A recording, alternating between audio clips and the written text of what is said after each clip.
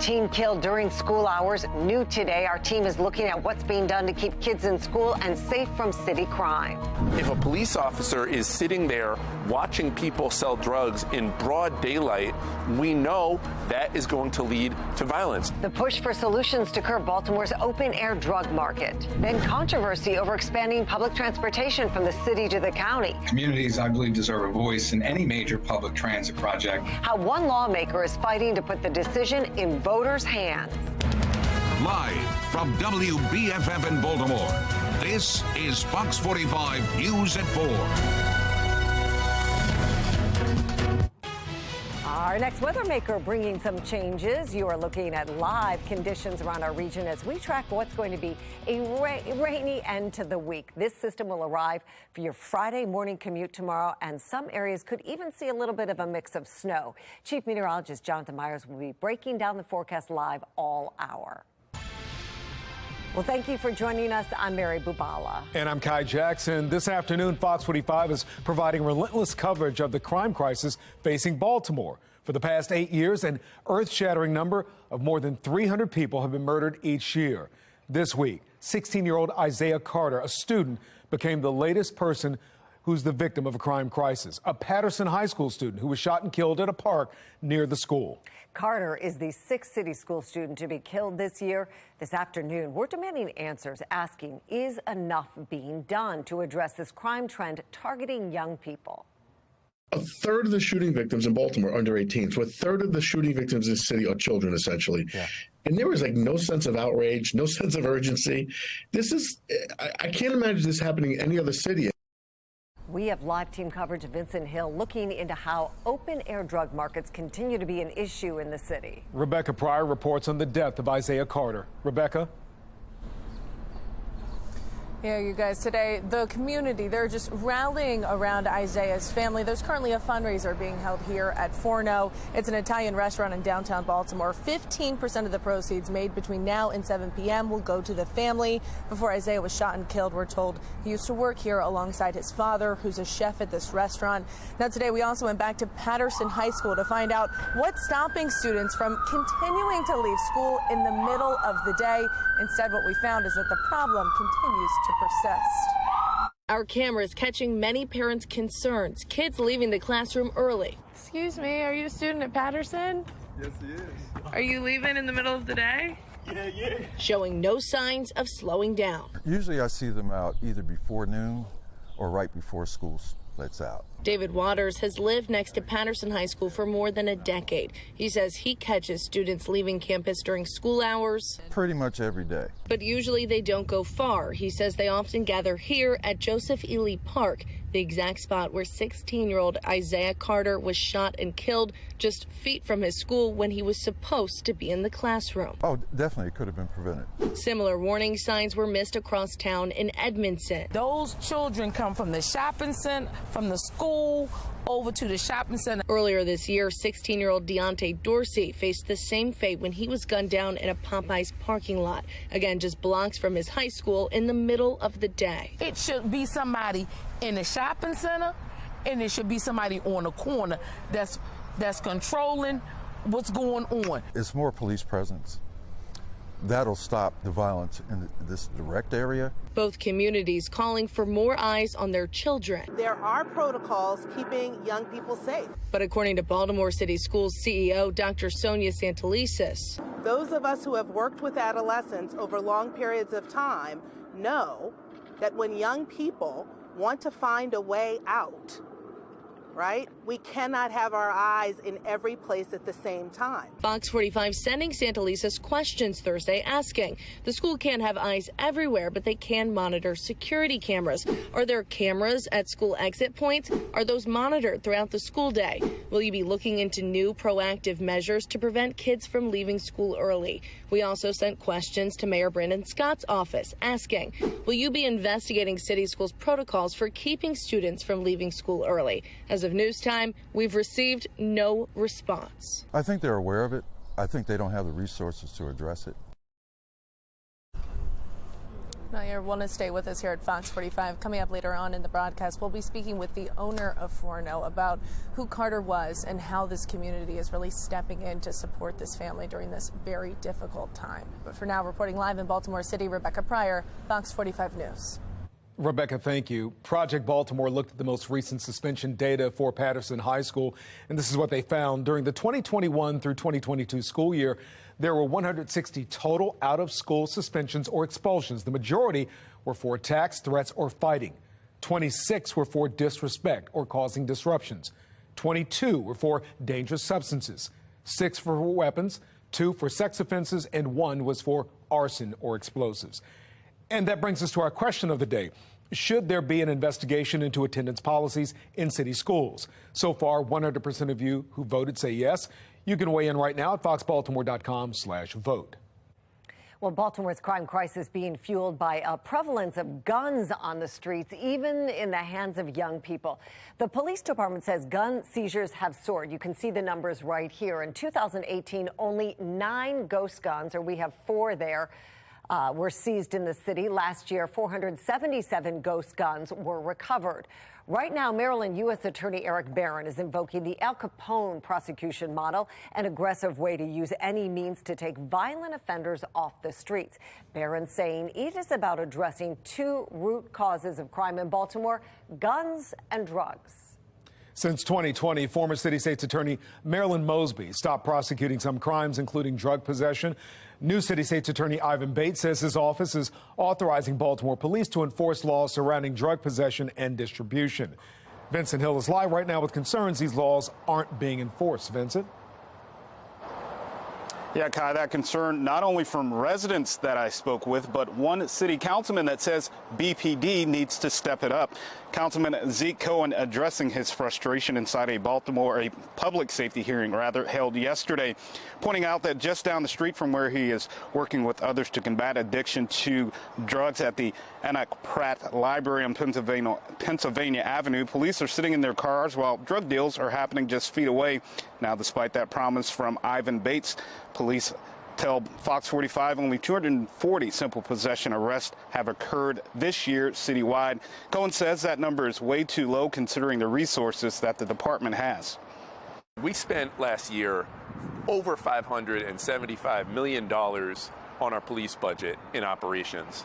And I think that the people of Baltimore deserve to expect some real return on that investment. I want to see officers out of their cars engaging with folks.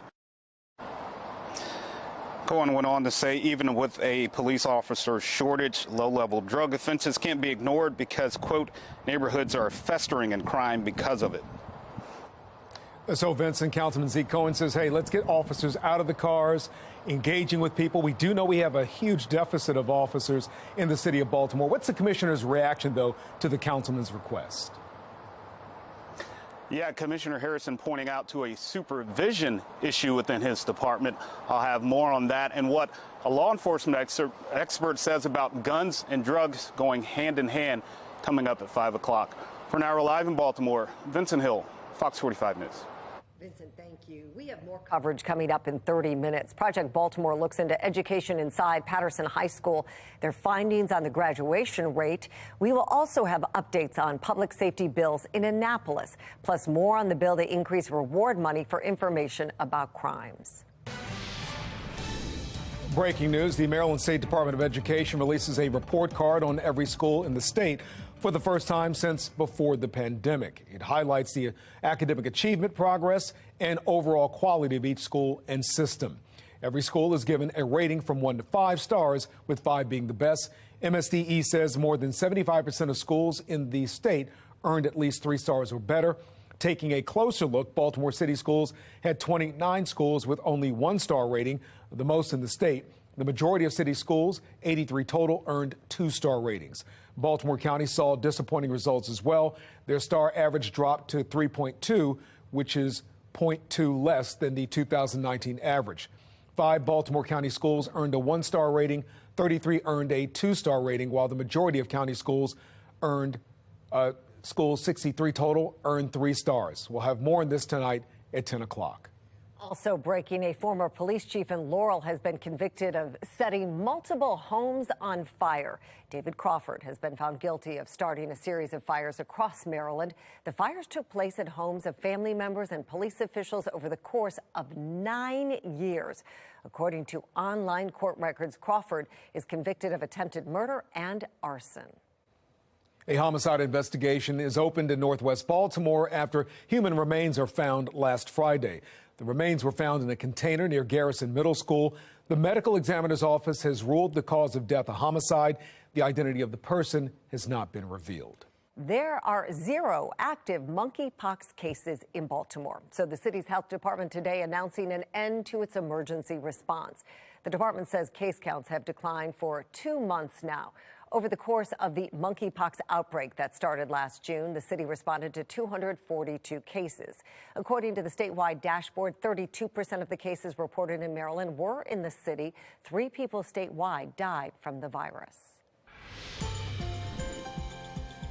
Well, happening tonight, the mayor's Clean Core initiative would give nearly $15 million to nonprofits to do trash pickup around the city. That plan is raising criticism from some city council members. In 30 minutes, the mayor's team will defend their plan. Fox 45's Mackenzie Frost live for us outside City Hall. Mackenzie, what are council members hoping to learn tonight? Well, Mary Guy, a lot of this really comes down to accountability, right? That Councilman Isaac Yitzi-Schleifer is the one calling for this oversight hearing into the Clean Core initiative, and he says he really wants to know how the city will keep track of the money that it's planned to be giving to these 6 nonprofits, and really making sure that the city is keeping track of accountability for those dollars. Most of the money given to the 6 nonprofits coming from the American Rescue Plan money, and Councilman Schleifer says that the nearly $15 million should have gone to the Department of Public Works, the city agency tasked with picking up trash already. About an hour ago, we had the opportunity to press Mayor Brandon Scott on this Clean Core initiative, the accountability aspect, and asked him why the money wasn't given to DPW in the first place. How do you see the city actually holding those nonprofits accountable for the work that they're supposed to be doing? Anybody that knows anything about trash and illegal dumping in Baltimore know that that's where it happens at. And we'll be holding them accountable the same way by going out and making sure that our inspectors are going out and the folks are going out to looking to see that that work is done and continuously done. That's why we asked them to send us the before and after shots so that we can see that information. For DPW Director Jason Mitchell, do you believe that some $15 million would have been better spent given to you? Well, the question, I'll answer that question, right? DPW has the funding that they need. This is a both and. What I would expect from you, Mackenzie, is a story about how DPW is having recruitment classes over and over, and we need more people to be a part of that so that you guys can be a part of the solution to the problem. I also have some new reporting about exactly how much money the 6 nonprofits will be getting through the Clean Core initiative. We'll have that and whatever comes out of this oversight hearing that's set to take place in about 30 minutes coming up tonight at 10. For now, we're live outside City Hall. Mackenzie Frost, Fox 45 News. Thank you, Mackenzie. In an hour, the Baltimore City Council will hold a hearing into Faith Leach. The mayor has nominated her for city administrator. If confirmed, she'll oversee the city's 12,000 employees. Leach previously led the city's attempts to find jobs for Squeegee kids. The mayor has called her a transformational leader. Some disagree. This is not transformational by any stretch of the imagination. This is safe, and Baltimore needs to do better. Part of getting a job is showing that you can manage people and then you can manage a crisis. This person has done neither because they have not been in charge of a lot of people per se, and the Squeegee kid crisis is still a crisis in the city of Baltimore. We'll have the latest from the hearing tonight at 10 o'clock. We will leave this up to the people, and the people decide. A proposal to expand public transportation between Baltimore City and Baltimore County drawing debate on both sides. The new move from one lawmaker that will ensure residents get a chance to weigh in. The Maryland Senate has passed a bill that will give the Maryland Attorney General the power to prosecute police officers. Details of that coming up. President Biden reveals his budget and an effort to do away with some tax breaks for the oil and gas industry. What it would mean for you, coming up. And clouds increasing and thickening up and temperatures falling to near freezing ahead of our next weather maker. I'll let you know what the chances of snow in your future is. My Weather Authority forecast.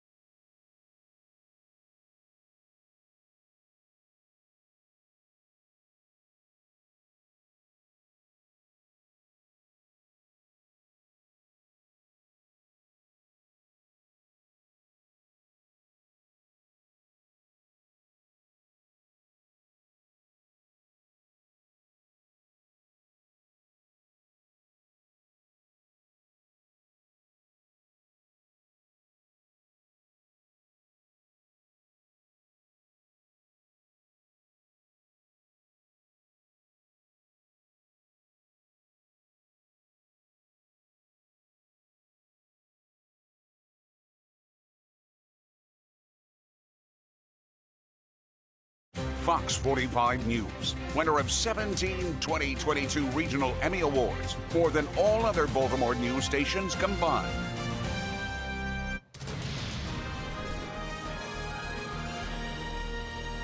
President Biden makes his way to Philadelphia to unveil his new budget proposal and try to keep a campaign promise. His plan is likely to face big hurdles on Capitol Hill, though, and some are pitting him yet again against some in the oil and gas industry. Sinclair's chief political correspondent, Scott Thuman, is live in D.C. with both sides of this debate. Scott?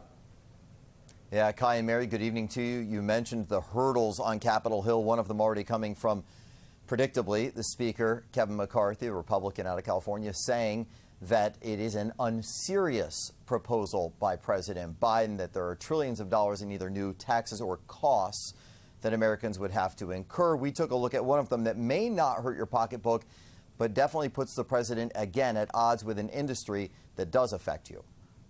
A president's budget always elicits a mix of applause and outrage. Thursday, pushing for more taxes on wealthiest Americans and corporations and reversing President Trump's tax cuts on people earning above $400,000, all Biden says to lower America's crippling deficit. When the middle class does well, the poor have a way up and the wealthy still do very well. Republicans, who Biden needs to pass it, predictably opposed. Raising taxes in a low-growth economy like this will only hurt us more and put us into recession. But it's another impact to be felt here in America's energy fields as Biden proposes scrapping oil and gas industry subsidies, massive tax breaks to further fuel fossil fuels. In this case, some say $10 to $50 billion a year worth. An industry analyst says mostly to help smaller companies, not the well-known conglomerates. If I were from Texas, I would describe this as a mom and pop oil company subsidy, and they're being If this didn't exist, they would be driven out of business by the big companies. But does this change the price of gasoline for consumers? And the answer is no. The Independent Petroleum Association of America calls it a direct attack on America's smaller independent producers who develop most of the nation's gas and oil wells.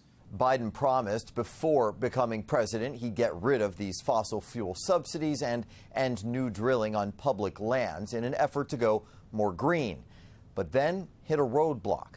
The White House in a bind after the spread of COVID and war in Ukraine severely strained supplies, pushing the average price of gas over $5 a gallon. When consumers partially blamed Biden, he changed course, encouraging more digging. I think they have a responsibility to act, to invest in America by increasing production and refining capacity. Now the pump jacks back in the budgetary crosshairs as the White House aims for the next evolution. Now, President Biden obviously has a lot of experience. He is not surprised at all that he's already facing friction on Capitol Hill, predicted that as well, and he said this is how the process will work. He proposes his budget. Now he waits for the House Republicans to come up with theirs. Then he offered to sit down with Speaker McCarthy and go through it until they come up with something both sides can agree on. Kaya, Mary, back to you. It is a dance we have seen before. Scott Thuman live in D.C. for us tonight. Thank you.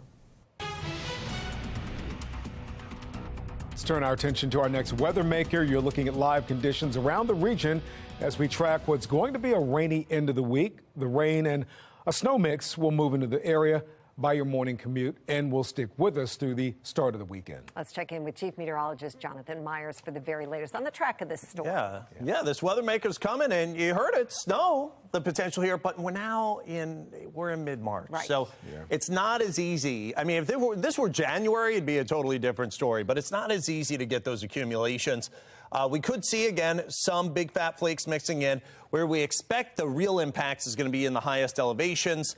That's going to be well north and west up towards State College, Pennsylvania. And then look at you in Minneapolis, just getting blasted with snow right now. And then there's even some rain and thunderstorms down to the south, Memphis, Oklahoma City, to Atlanta. So the system is beginning to energize. Temperatures now, this is not going to help anything accumulating. 55 degrees. Now, it's not going to be 55 tomorrow when it's raining and snowing. But remember, the pavement temperatures adjust a lot more slowly after some warm temperatures the day before. So this is going to hang in the pavement. So that's going to keep those temperatures above freezing and primarily just wet on those paved surfaces. Winds out of the north-northwest at 11. Gorgeous look there in the Toyota Ishida Harbor Skycam. Azure blue skies with that low humidity. Temperatures all in the 50s right now. You zoom out, that's where some of the colder air is up near Cleveland and Scranton. Pretty far away currently, but this system is going to harness some of it as the nice weather leaves. Showers down to our south and west. We're going to see some of those. The warm weather south of that, and then snow on the northern end. So here comes that next weather maker as it moves in for tomorrow. Notice the rain and the snow primarily ending up towards the Pennsylvania border and northbound. And us around here, again, eventually we'll see those temperatures recover once again. Should keep things more wet than anything else. So the future scan overnight into early tomorrow morning. The clouds increase and thicken by about 8, 9 a.m. There's some rain again. Snow could be mixed in, especially north and west, but there are temperatures that are above freezing. So it's hard to get much more than a coating on the grass and on some of the car tops. Could see that from time to time. Then by Saturday morning, there could be another little round of some scattered rain and snow showers, and then it all gets out of here, and it's a blustery day on Saturday and a chilly weekend. But again, snow totals not looking very impressive. Anything you see there north and west is on the grass, and it's maybe a ½ inch or so.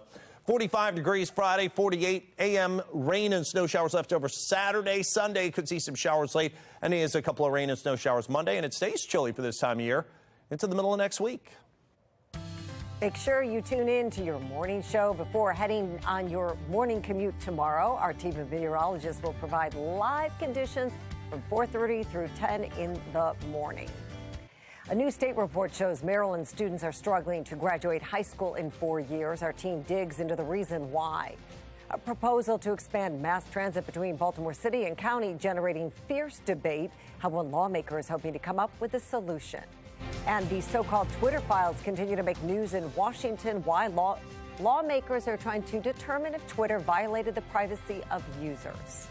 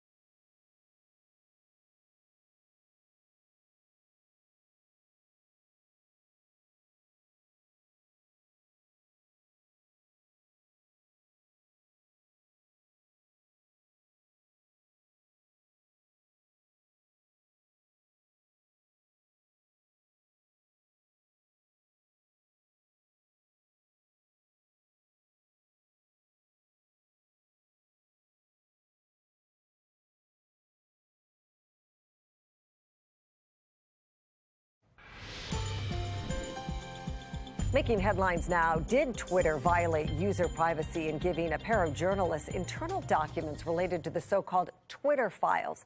That's what some lawmakers were hoping to find out during today's congressional hearing into the files. Here's one of the journalists, Matt Taibbi, being asked if he was aware of Twitter's history of mishandling user data. And the FTC investigation of Twitter, you knew that they were investigating Twitter before the time period that Mr. Musk came on?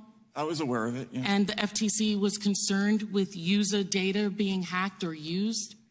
Is that correct, that they didn't have enough checks and balances on that data? Well, I wasn't privy to that part. The FTC reportedly wants to know if the consent decree Twitter signed promising to protect user data and security was adhered to. Experts say if it was violated, it would be like the head of the telecommunications company directing employees to let reporters listen in on phone calls. CEO Elon Musk was not invited to testify at the hearing today. And this brings us to our national question of the day. What are your biggest concerns after reading the Twitter files? Censorship, government overreach, trusting what you read on social media, or no concern? Use the QR code right there on your screen to weigh in right now. I just want them to revisit this case and, find justice for the family and for the citizens of Baltimore.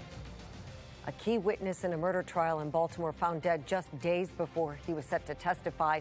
What it means for the accused killer.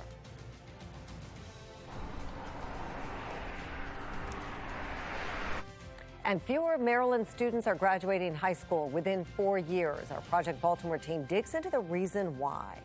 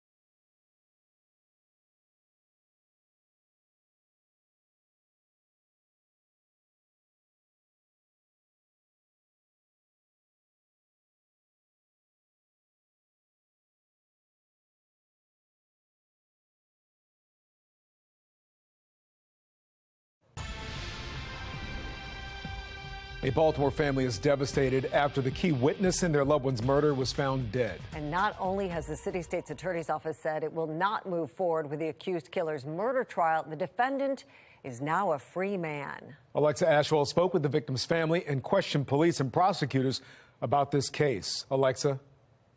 Kai and Mary, what's even more concerning to this victim's family, they say this witness, who was found dead just 1 week before the scheduled murder trial, said she had been threatened to not appear in court. The city state's attorney's office says they can't comment or discuss any specifics, but confirmed prosecutors could not move forward with this murder trial without this witness. Bernard Jackson was shot and killed on West Lexington Street back in June 2022. Clifton Hodges was arrested and charged with his murder. Now, court documents detail a witness told police Hodges shot Jackson after she and the victim returned to a home where the two men had had an earlier confrontation over a woman because he had left his cell phone at that location. Now, that witness, family says, was scheduled to testify in Hodges' murder trial, but was found dead in her home on February 23rd. Fast forward to March 1st, the city state's attorney's office confirms without this witness, they were unable to move forward with the trial. Hodges has since been released from custody. Like his brother told me the other day, it's like him being murdered all over again. You know,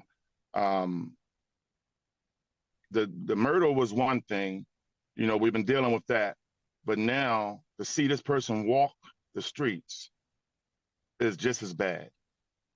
So it has been devastating. I reached out to the medical examiner to confirm the witness's cause and manner of death. I'm still waiting to hear back. The city state's attorney's office says prosecutors and BPD detectives on this case are now in communication. More on that at 5:30. Alexa Ashwell, Fox 45 News.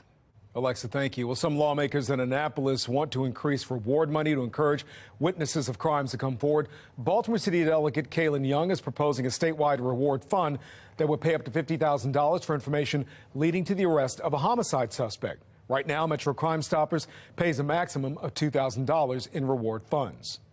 We want to make it so that way people can have that incentive if they don't want to stay in that neighborhood where they could be victimized as a consequence, that they have that option to make a change. Well, some fear, as you saw in Alexa's story, even more money won't motivate witnesses who are afraid of retaliation, not just retaliation, possible death. The stop snitching culture in Baltimore has some saying it is not worth risking their lives to come forward for any amount of money. Well, State House Republicans are pushing the Violent Firearms Offender Act. It is the same bill former Governor Hogan pushed 2 years in a row. It would impose mandatory minimums for felony crimes using guns and impose stricter penalties for repeat violent offenders. We all share the same concerns when it comes to crime, keeping communities safe. And I believe this bill, which is designed to go after repeat violent offenders, it really does help move the needle in achieving those goals. And while the bill has passed in the House before, it's never cleared the Senate. We're also following the Youth Accountability and Safety Act. That bill eliminates the ability for prosecutors to charge somebody 25 or younger with felony murder. Supporters say the plan is about appropriate charges for what was done, but those against the move say the bill is irresponsible. This bill is about holding youth accountable for the crimes they commit, not a legal fiction that fails to consider the mental development of children. I find it a little odd that our body is trying to now get people to vote at 16, to do all kinds of things as minors, yet this area where they need to be held accountable for murdering people, we're saying, oh no, they can vote, they can consent to drugs, but they can't do this. And this just in, the Maryland Senate has passed a bill that gives the Attorney General power to prosecute officers. That bill passed by a vote of 27-20. It expands the powers of the independent division involving police.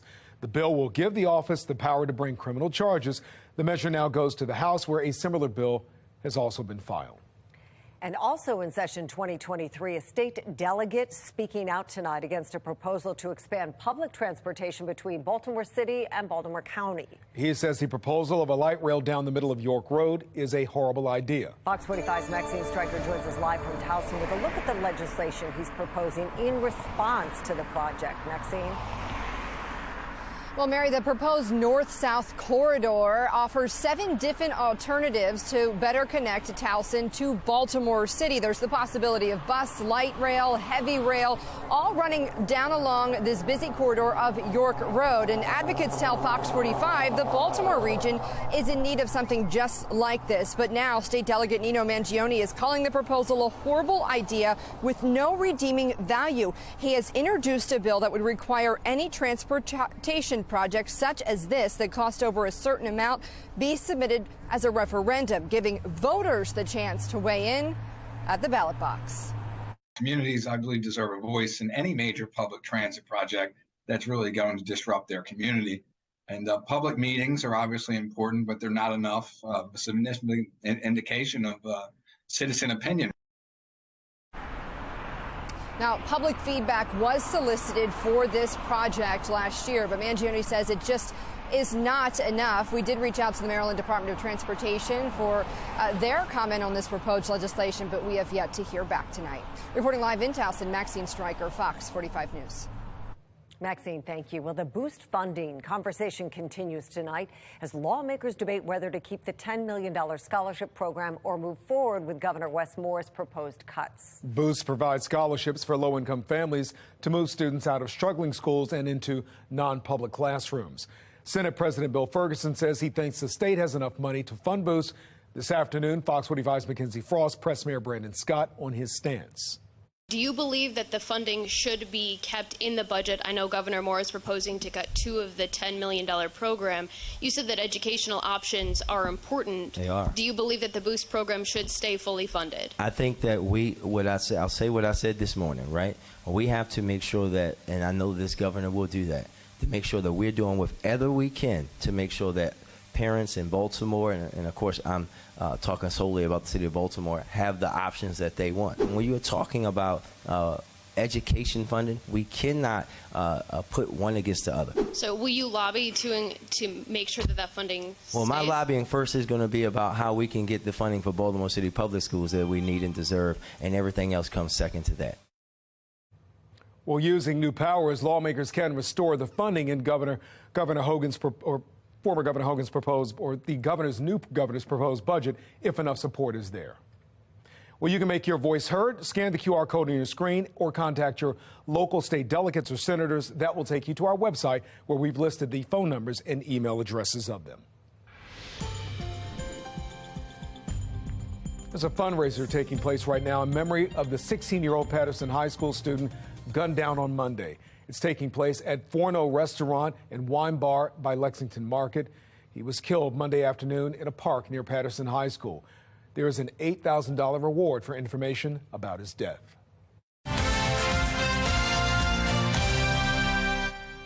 Our investigation into Patterson High School shows a school that has struggled academically. In 2022, our Project Baltimore team exposed troubling test scores at the school. The iReady test is used to determine at which grade level a student is performing. And at Patterson High School, the numbers were devastating. 75% of Patterson High School students who took the iReady test were doing elementary level math and reading. The school system at the time argued iReady doesn't show the full picture. Not every student takes the test, but Maryland Public Schools do conduct standardized testing.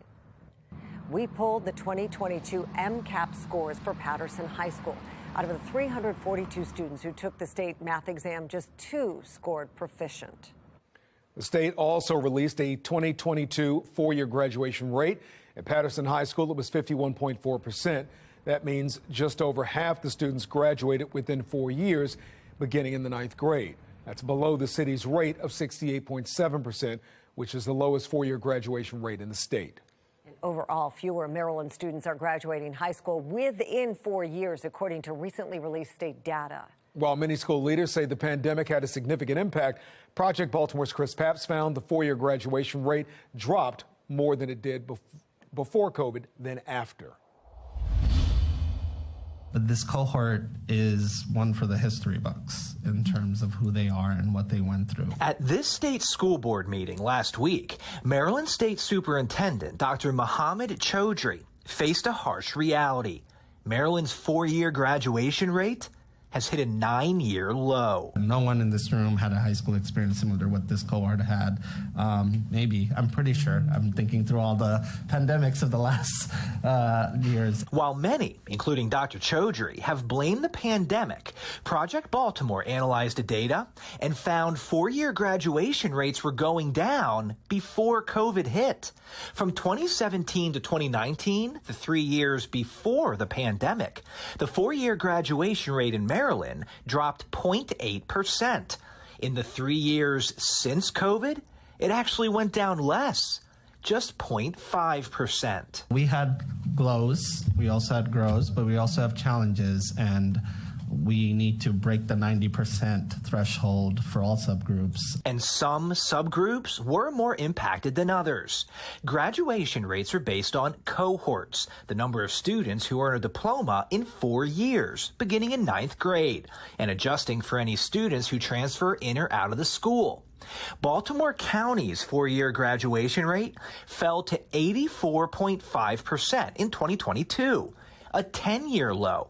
Kenwood, Patapsco, and Chesapeake high schools saw the largest drops in the county. We have work to do, but it is very important to know who this cohort was and what they went through. At 68.7%, Baltimore City had the lowest 4-year graduation rates in Maryland, followed by Prince George's County at 76.6%. From there, the next lowest graduation rate jumps up to 81.4%. in Somerset County. Yes, the pandemic accelerated the rate of decline in the pace of learning. That's true. Anaban Basu is an economist and former member of the Baltimore City Board of School Commissioners. But we've been seeing assessments of test scores, for instance, declining since 2013. In 2021, Maryland's legislature passed the Kirwan Plan, also known as the blueprint for Maryland's future.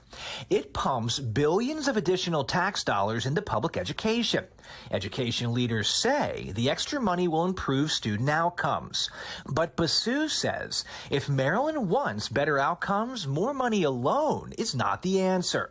He says school systems must be given more freedoms to part ways with underperforming teachers, who are often protected by the teachers' unions. You need professionals, people who are highly competent, and you need no patience for people who cannot deliver great service to our kids. But again, you've got a lot of adults in the way. Basu also says for Maryland schools to truly succeed, parents need to be more involved, something money cannot buy. A lot of this is about family dynamics. If the parents are not engaged, education just doesn't work out as well. So a number of issues inside the school buildings and outside the school buildings that lead to these very poor results, these very poor outcomes. And until you resolve some of this, the taxpayer can expect to spend more money and get less for their dollars. I'm Chris Pabst, and this is Project Baltimore. Millions of Americans traveling to another country for medical care each year. I get answers from the experts. What's fueling the medical tourism industry and the risks you should know about. And it looks like the next several days, guess what? Temperatures at or even below average. I'm going to let you know how long this sticks around and if this could be coming with some rain and snow and when. My Weather Authority forecast.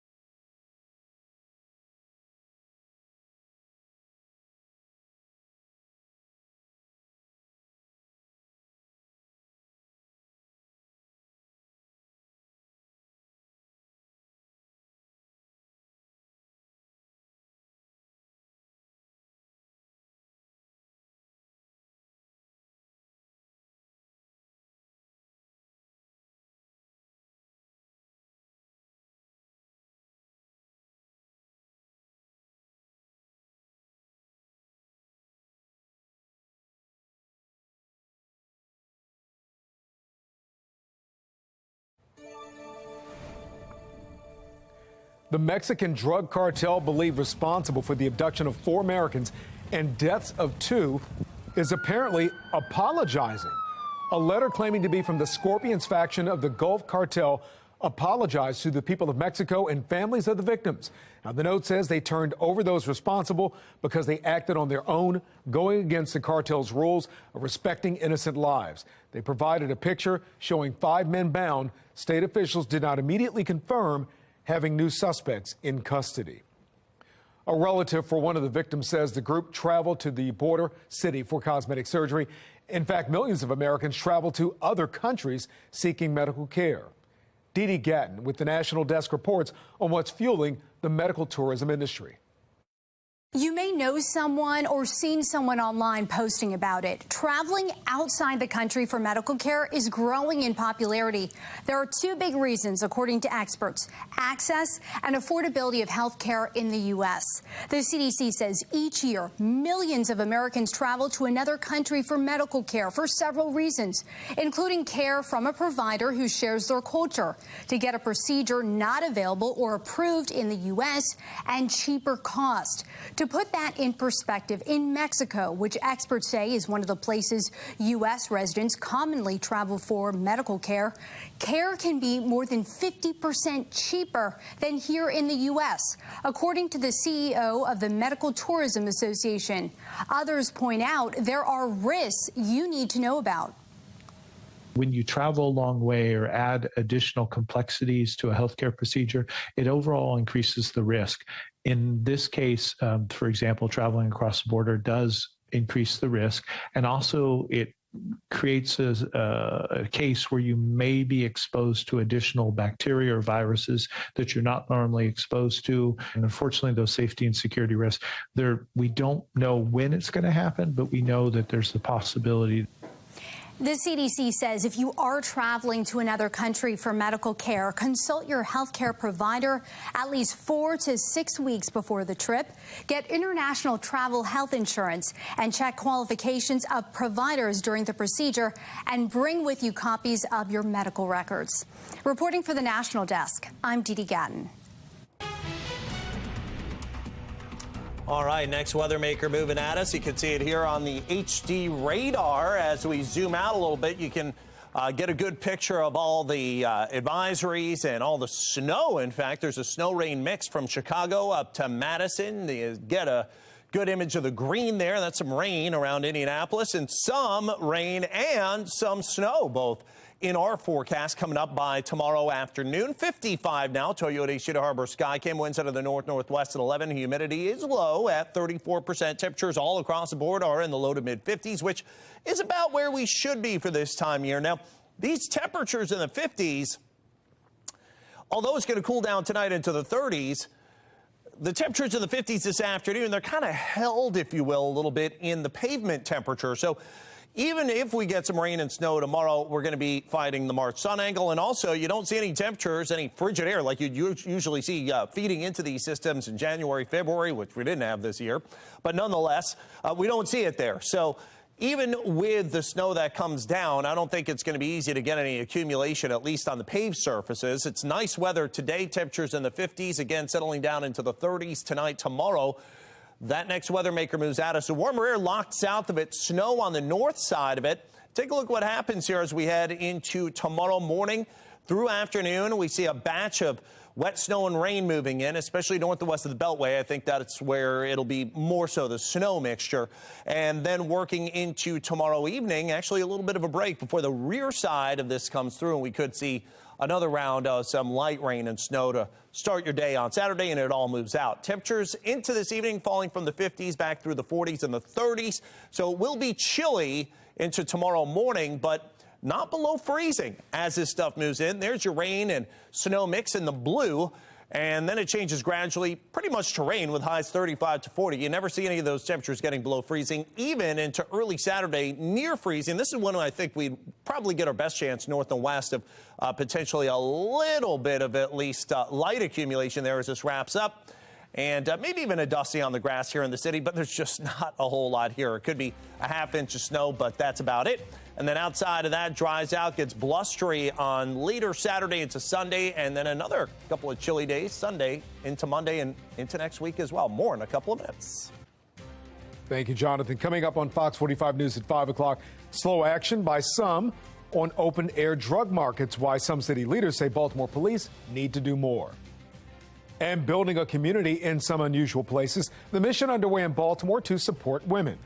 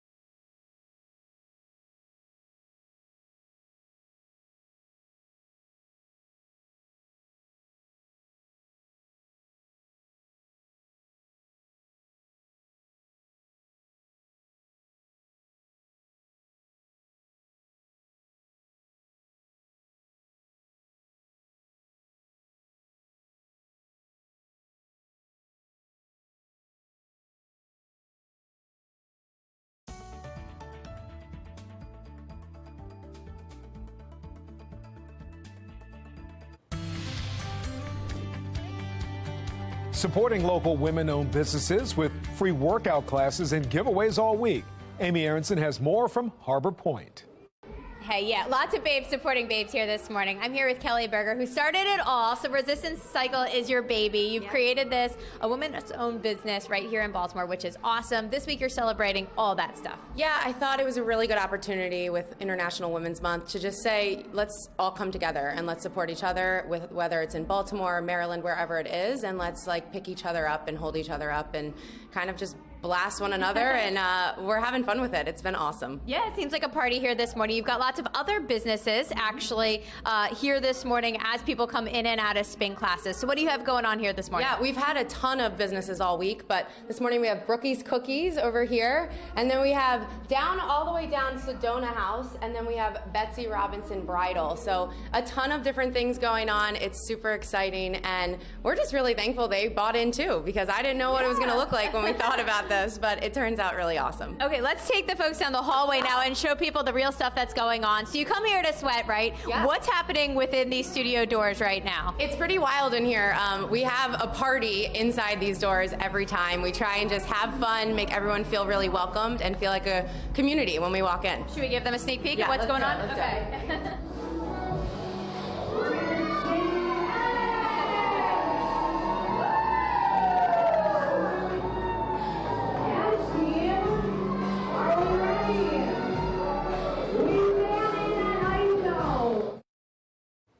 All right, great cycling going on there. Thank you, Amy Aronson. And if you'd like to learn more, head to our website, foxbaltimore.com/newslinks.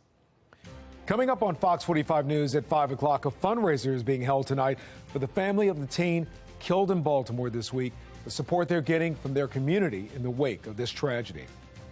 And millions of dollars going to a program to clean up Baltimore City streets. Fox 45 News digs into concerns over funding and talks with a lawmaker who says it shows city government is out of touch.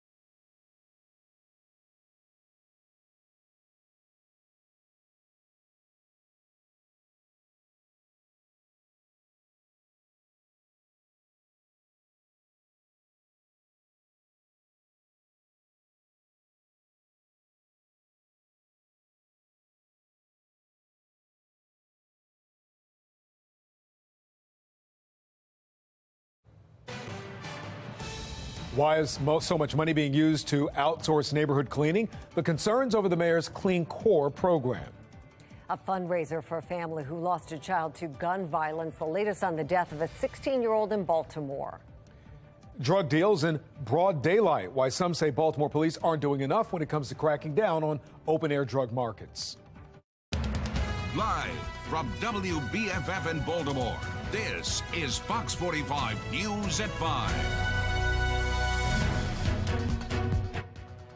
And we are following multiple stories in a city in crisis tonight. In the latest on the city's crime crisis, neighborhoods and neighbors are still looking for answers after a 16-year-old was shot and killed this week. Hearing from those who knew the victim at a fundraiser for his family tonight. A Baltimore City Council member says police aren't doing enough to battle open-air drug dealing in the city.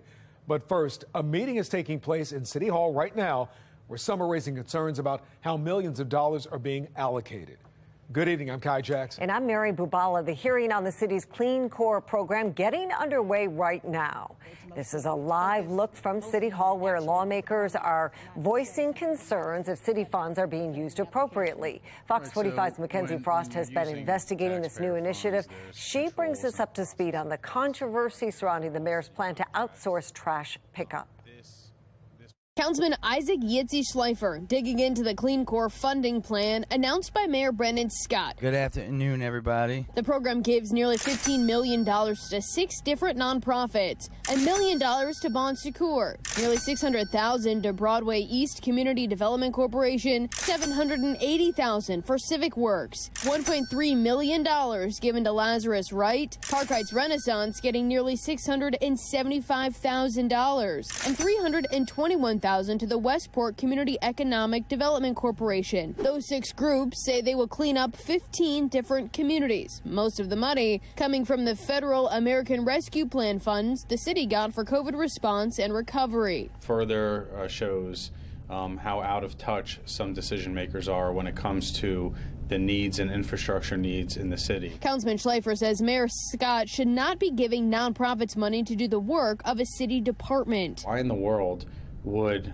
the administration give $15 million towards privatization of community groups to perform these functions and to hire people when that's exactly what we're trying to do? The Department of Public Works says the agency struggles to hire workers and is using inadequate equipment, which is why the councilman says the money should be going to DPW. It's a slap in the face to our workers when they see these private entities getting shiny new equipment when they're in trucks that don't have air conditioning. They're using equipment that barely works.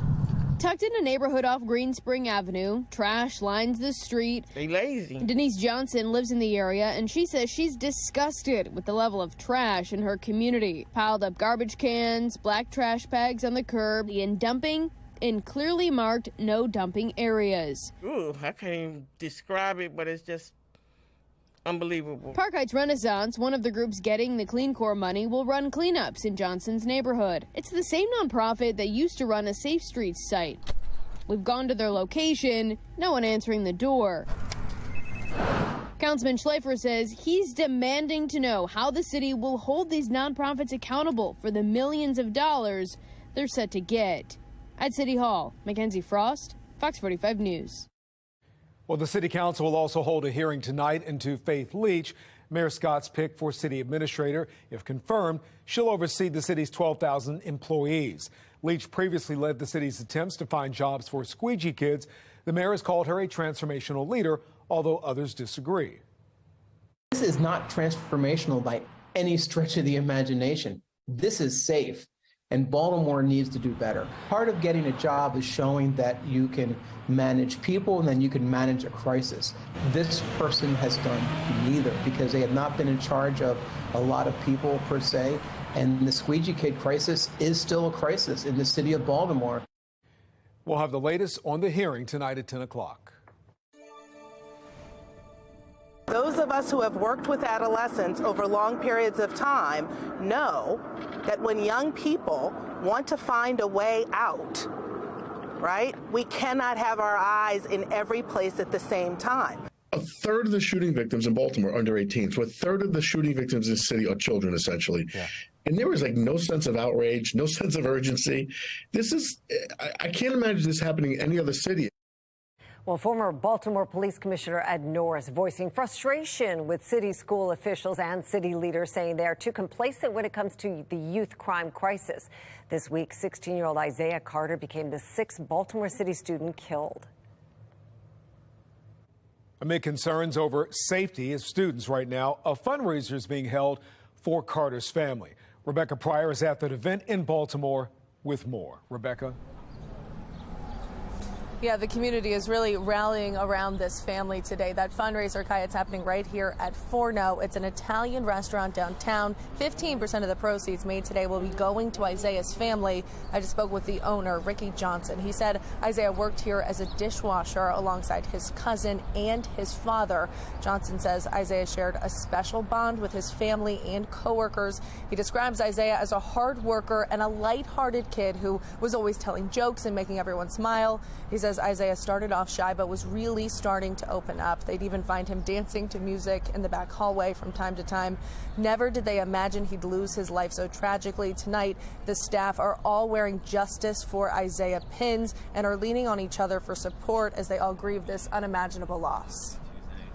We're mourning Isaiah's loss, as shocking and tragic as it is, and we're also hurting so much for his family right now, and like I said, we're just trying to do as much as we can for them.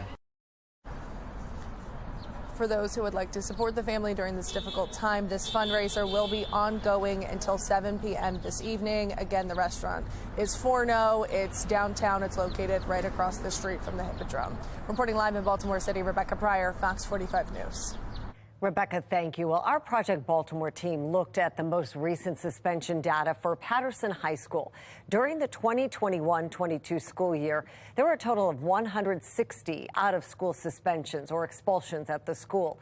A majority of those, 102, were for attacks, threats, or fighting. 26 were for disrespect or causing disruptions, 22 for dangerous substances, 6 for weapons, 2 for sex offenses, and 1 for arson or explosives. And this brings us to our question of the day. Should there be an investigation into attendance policies in city schools? So far, 100% of those who answered say yes. You can weigh in right now at foxbaltimore.com/vote. And we are following some breaking news. The Maryland State Department of Education releasing a report card on every school in the state for the first time since before the pandemic. It highlights the academic achievement, progress, and overall quality of each school system and each school. Every school is given a rating from 1 to 5 stars, with 5 being the best. MSDE says more than 75% of schools in the state earned at least 3 stars or better. Now, taking a closer look, Baltimore City had 29 schools with only a 1-star rating, the most in the state. The majority of city schools, 83 total, earned 2-star ratings. Baltimore County saw disappointing results as well. Their star average dropping to 3.2, which is 0.2 less than the 2019 average. 5 Baltimore County schools earned a 1-star rating. 33 earned a 2-star rating, while the majority of county schools, 63 total, earned 3 stars. Much more on this tonight at 10. Developing tonight, a homicide investigation is opened in Northwest Baltimore after human remains were found last Friday. The remains were in a container steps away from Garrison Middle School. The state medical examiner says the cause of death is a homicide. The identity of the person has not been revealed. As of this morning, 47 people have been killed in Baltimore this year compared to 61 this time last year. Non-fatal shootings are down. 88 people have been shot and survived this year compared to 117 last year. Well, despite a promise from City State's Attorney Ivan Bates saying Baltimore police could prosecute low-level drug crimes, many in the community say that's not happening yet, and police are watching drug deals throughout the day. Fox 45's Vincent Hill spoke with one Baltimore City councilman who says it is time for BPD to enforce the law. He joins us live with more. Vincent? Yeah, Mary, Councilman Zeke Cohen says when he drives around Baltimore, what he sees is troubling, and he expects more from those who protect and serve. From Mondamin. Too much open air drug market. We got to get that down.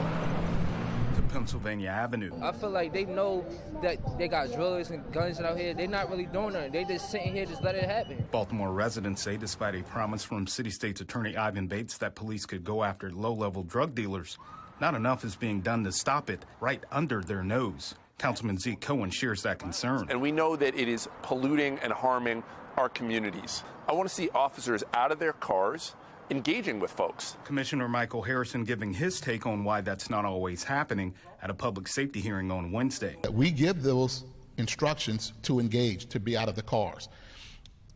Does everybody follow that every single time? No, that's something we always have to work on and double down in our supervision to check. According to Baltimore police, only 240 arrests or citations have been issued for simple drug possession this year. With that many people in the city of Baltimore and that number of arrests for simple possession, it does seem, for me, kind of low. Law enforcement analyst Melissa Pinkleton says that number of arrests should be much higher to fight other crimes. Simple possession is the gateway crime to further crimes. There's always drugs and guns together. It's kind of like peanut butter and jelly, except drugs and guns. Pinkleton says those guns lead to non-fatal shootings and homicides, usually from disputes over street corners. There's no way that you're going to deter the bigger drug activity if you're not squashing down on the smaller drug activity. Meanwhile, Councilman Cohen says the excuse of Marilyn Mosby not wanting to prosecute is, quote, off the table, and it's time for the police department to deliver public safety to the people they serve. For now, we're live in Baltimore. Vincent Hill, Fox 45 News. A key witness in a Baltimore murder trial found dead just days before testimony. What we know about how she died and what it means for the case. Will the state continue to fund the Boost program, pushing Mayor Scott on where he stands on the issue as the governor moves to cut the private school grants? From sophisticated surveillance systems to billions in profits, Mexican cartels appear more emboldened than ever. I'm Christine Frizzau in Washington, where calls are growing louder to change our approach in fighting back. And temperatures settling down to around freezing overnight, and then we wait on the next weather maker to come. I'll let you know what the risks are of accumulating snow and rain. My Weather Authority forecast.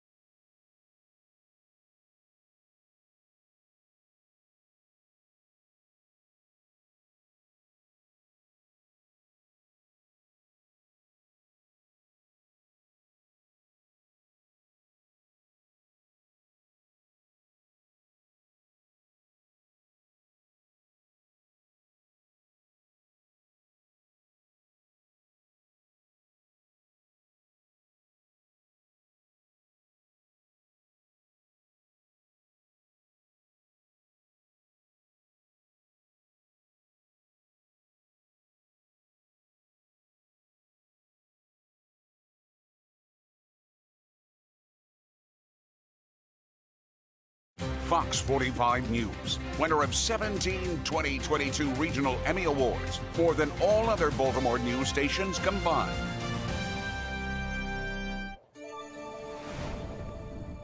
There is heightened concern tonight about Mexican cartels as they show a rise in power, profits, and also prominence. National correspondent Christine Frizzau has a closer look. The kidnapping and killing of Americans in Matamoros, Mexico last week, yet another reminder of the power of the drug cartels on both sides of the border.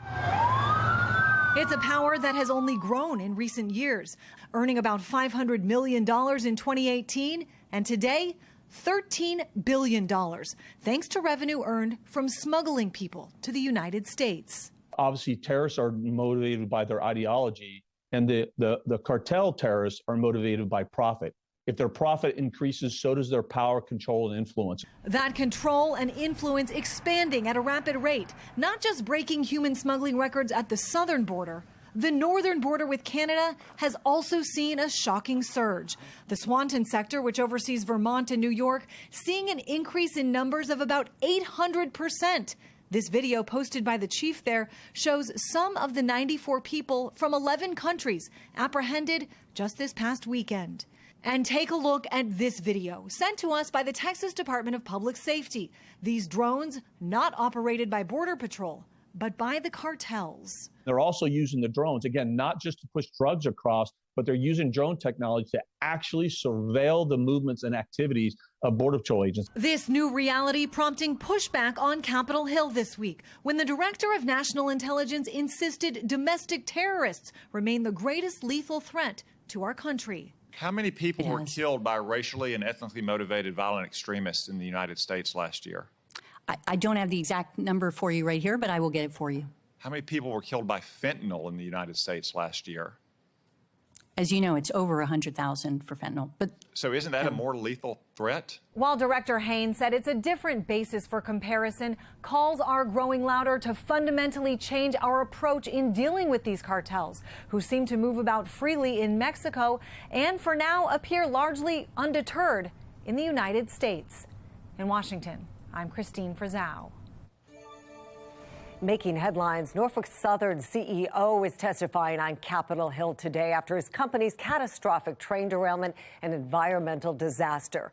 The Republican and Democratic senators from Ohio, where the derailment happened, sounded off on the company and the rail industry during their opening statements at that hearing. This is an industry that enjoys special subsidies that almost no industry enjoys. This is an industry that enjoys special legal carve-outs that almost no industry enjoys. This is an industry that just 3 months ago had the federal government come in and save them from a labor dispute. It was effectively a bailout. The company followed the Wall Street business model. Boost profits by cutting costs at all costs. The consequences for places like East Palestine be damned. Senators Sherrod Brown and J.D. Vance have teamed up on a bill that would increase regulations and accountability for the rail industry. Vance was critical of unnamed Republican colleagues who he says opposes the bipartisan legislation because they say it will interfere with the free market. Okay, Jonathan's back to talk about a little weather maker that is coming our way. Yeah, next system is going to have rain. On the way. And maybe some snow. And, you know, it's March. I think some folks are ready for warmer weather. And yes, now it's getting colder. The flowers are starting to come up and come out. Thankfully, it's not getting cold enough to take care of those. But nonetheless, we are expecting that this next weather maker is going to give us some travel problems tomorrow, especially during the second half of the morning commute, and then especially in the afternoon as well, as you can see all the rain and the snow that are in the mix here from Madison to Chicago. And then as you work down south, Indianapolis southbound, it is rain, but all that is moving east right now, way above freezing. 54, winds out of the north at 13, humidity at 35%. That Toyota East Inner Harbor Skycam looking great, good for a run or a jog or a walk around the Inner Harbor. Won't be the case tomorrow, unfortunately. Temperatures all in the low to mid 50s, one upper 40s reading here at 49 at Bel Air. But I'd say maybe you could sneak the window open a little bit, just a little crack on the way home. Temperatures cold as you head into the northern tier of Pennsylvania, southern tier of New York State, and then out toward Cleveland, some 30s to around 40. South of that, we are in the warmer air. But the real warm stuff is locked behind this red line, this warm front, and that's where there's some rain, even some thunderstorms. We're in nice, dry, kind of seasonable stuff. And then you get into cold and snow from Chicago up to Minneapolis. But as this weather maker moves toward us with rain and maybe even some snow as you work into tomorrow, we're going to be fighting a couple of things. And here's number one, the March sun angle. During the day, it's hard to accumulate this stuff on the roadways. Now, number two, also look, temperature is going to be in the 30s to around 40, even as a rain-snow mix develops tomorrow morning and then changes over to rain and maybe even ends as another rain-snow mix early on Saturday morning. But again, the temperatures really, really borderline. And when we do see the snow, a lot of times it's going to be during the day. So even that half an inch of snow, a few tenths of an inch north and west, it's mainly going to be on the unpaved surfaces. So it'll just be kind of wet driving for you. Some reduced visibilities perhaps, though. Again, Friday messy into early Saturday. Saturday afternoon clears out. Could see another round of cold showers. Could even mix with a little bit of snow. That could be another grassy accumulation situation here Sunday into Monday. And then stays chilly next week. Jonathan, thank you. A lawmaker wants voters to have the final say on public transit expansions. The fight over a possible rail line connecting Baltimore County and the city.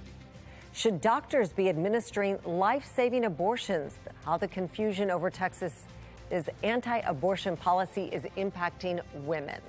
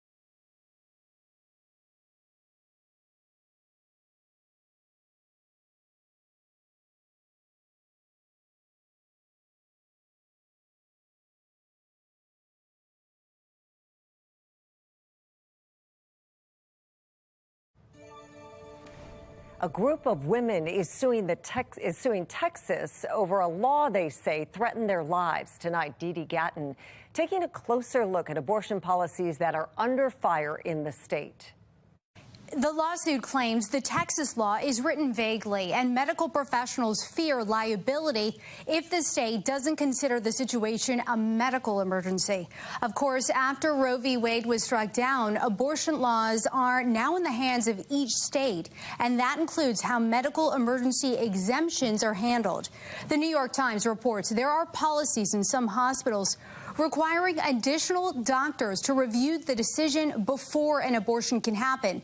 On the other side, some medical professionals, like Dr. Christina Francis, have testified there are false claims that state abortion restrictions will prevent doctors from treating miscarriage and other life-threatening complications in pregnancy. In certain states where the laws are very strict and they don't contain emergency clauses in their statutes, it could be very tricky for a doctor, and we don't know. We haven't had enough of these cases yet, but we don't know how doctors would actually behave. Some experts say skills used in surgical abortion procedures can mirror those after a miscarriage. Others adding in laws nationwide, there needs to be more attention to all aspects of women's reproductive health. Reporting for the National Desk, I'm Dee Gatton. A case will not go forward after the death of a key witness, the frustration from friends and family of a man killed in Baltimore, and what we know about that witness. A new rail line connecting the city and the county, why some are pushing back against the MTA's expansion plans.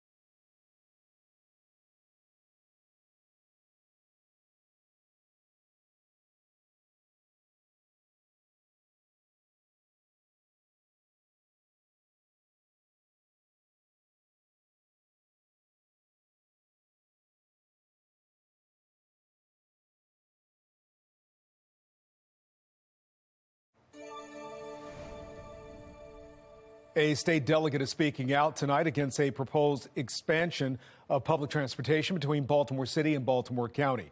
He says the proposal of a light rail down the middle of York Road is a horrible idea. Fox 45's Maxine Stryker joins us live from Towson with a look at the legislation he is proposing in response to this project. Maxine? Well, Mary and Kai, Delegate Nino Mangione's proposed legislation would put projects just like this on the ballot, leaving it up to voters to decide.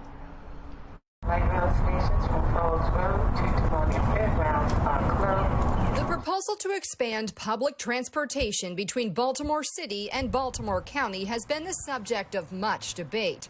The north-south corridor from the Maryland Transit Authority offers 7 alternatives to expand transit between Baltimore and the Towson-Lutherville area. There's the possibility of bus, light rail, or heavy rail transit, most using the busy York Road corridor. Opponents in Lutherville have posted these Save Suburbia signs in their yards. The development proposals, the transportation proposals that would try to make this area more urban is not something that we really signed on for when we bought our houses. But advocates tell Fox 45 the Baltimore region is in need of something just like this. Making our regional public transportation network faster and more reliable will make Baltimore County and the whole region a better place to live. Now a new voice is expressing concern. It will completely disrupt the integrity of the community and the neighborhoods, and it would disrupt the commerce of the local businesses. It changes the character of this region in a manner that citizens do not want. State Delegate Nino Mangione is calling the proposal a horrible idea with no redeeming value. He's even introduced a bill that would require any transportation project, such as this, that costs over a certain amount to be submitted to referendum, giving voters the chance to weigh in at the ballot box. We will leave this up to the people, and the people will decide. Public feedback was solicited last year for this project, but Mangione says it's not enough when it comes to such a large proposal, and people deserve more of a voice. Communities, I believe, deserve a voice in any major public transit project that's really going to disrupt their community. And public meetings are obviously important, but they're not enough. A significant indication of citizen opinion. Now, the state will eventually need to name one route and secure funding for this project, but all of that could take 3 years. We did reach out to the Maryland Department of Transportation for comment on this proposed legislation. We have yet to hear back tonight. Reporting live in Towson, Maxine Stryker, Fox 45 News. Maxine, thank you. Well, the boost funding conversation continues today as lawmakers debate whether to keep the $10 million scholarship program or move forward with Governor Wes Moore's proposed cuts. Boost provides scholarships for low-income families to move students out of struggling schools and into non-public classrooms. Republicans and now some Democrats argue the program helps students find success. This afternoon, Fox 45's Mackenzie Frost pressed Mayor Scott on where he stands. Do you believe that the funding should be kept in the budget? I know Governor Moore is proposing to cut 2 of the $10 million program. You said that educational options are important. They are. Do you believe that the Boost program should stay fully funded? I think that I'll say what I said this morning, right? We have to make sure that, and I know this governor will do that, to make sure that we're doing whatever we can to make sure that parents in Baltimore, and of course I'm talking solely about the city of Baltimore, have the options that they want. When you're talking about education funding, we cannot put one against the other. So will you lobby to make sure that funding stays? Well, my lobbying first is going to be about how we can get the funding for Baltimore City public schools that we need and deserve, and everything else comes second to that. Well, using new powers, lawmakers can restore the funding in the governor's proposed budget if enough support is there.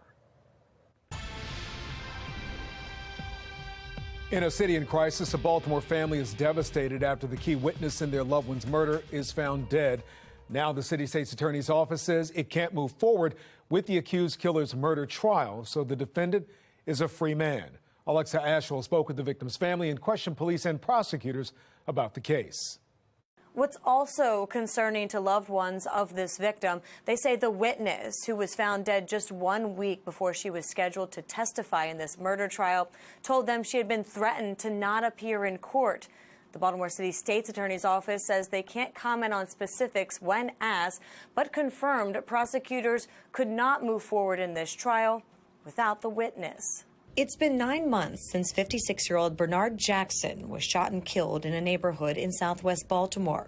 Last week, his family was preparing for his accused killer, Clifton Hodges' murder trial, only to learn the key witness had been found dead the week prior, and Hodges was now a free man.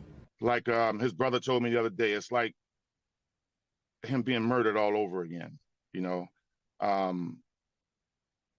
The murder was one thing, you know, we've been dealing with that, but now to see this person walk the streets is just as bad. According to court documents, back in June 2022, the witness told police Hodges fatally shot Jackson outside of a home where the two men had had an earlier confrontation over a woman. The female witness detailing Jackson had left his cell phone at the location, and she rode with him to retrieve it. Records show Hodges denied the shooting and said Jackson fired at him. Hodges was arrested and charged with murder. Fast forward to now, family says this witness, who was scheduled to testify against Hodges in his murder trial March 1st, had been found dead February 23rd. We were just told that she was found in her house in her living room on the floor. Family friend Darren Matthews interviewing on behalf of the family, telling Fox 45 News this witness told him she had received a threat a couple of months after the murder. She just said that she received a threatening phone call, not to show up for any type of court hearings. Fox 45 News reached out to police and prosecutors about this and the case. A BPD spokesperson said the department currently did not have an open homicide or death investigation under the name we provided. As for the Baltimore City State's Attorney's Office, a spokesperson says they can't discuss any specifics, but confirmed the office was not moving forward with the trial, writing, "Once our office learned that the essential witness in this case had unfortunately passed away, a thorough reevaluation of the existing evidence was conducted. It was determined that we could not proceed to trial in the absence of this witness. This outcome is understandably devastating for the victim's family, who were kept informed of these developments as they unfolded." And later, the prosecutor and BPD detective on this case are in communication on potential next steps. Records show Hodges has now been released from the Department of Corrections. Jackson's family left devastated and frustrated. I just want them to revisit this case and, you know, find justice for the family and for the citizens of Baltimore. Not just for this case, but do your job and prosecute those who need to be prosecuted. I reached out to the medical examiner's office and requested this witness's cause and manner of death. I'm still waiting to hear back. Alexa Ashwell, Fox 45 News. Well, some lawmakers in Annapolis are pushing for a bill aimed at getting more witnesses to come forward with information on crime in the city. Baltimore City Delegate Kaylin Young is proposing a statewide reward fund that would pay up to $50,000 for information leading to the arrest of a homicide suspect. Right now, Metro Crime Stoppers pays a maximum of $2,000 in reward funds. We want to make it so that way people can have that incentive if they don't want to stay in that neighborhood where they could be victimized as a consequence, that they have that option to make a change. Some fear an increased reward won't motivate witnesses enough if they are afraid of retaliation. The stop snitching culture in Baltimore leading many to feel it is not worth risking their lives to come forward for any amount of money. Making headlines right now, a former Laurel police chief is convicted for setting multiple homes on fire. David Crawford has been found guilty of starting a series of fires across Maryland. The fires took place at the homes of family members and police officials over the course of 9 years. According to online court records, Crawford was convicted of attempted murder and first-degree arson. A Baltimore shooting from more than a decade ago has been ruled a homicide. Police in March of 2008 say a 21-year-old was shot in North Decker Avenue near Elwood Park in East Baltimore. Well, yesterday, he died from complications due to the injuries he suffered during that shooting.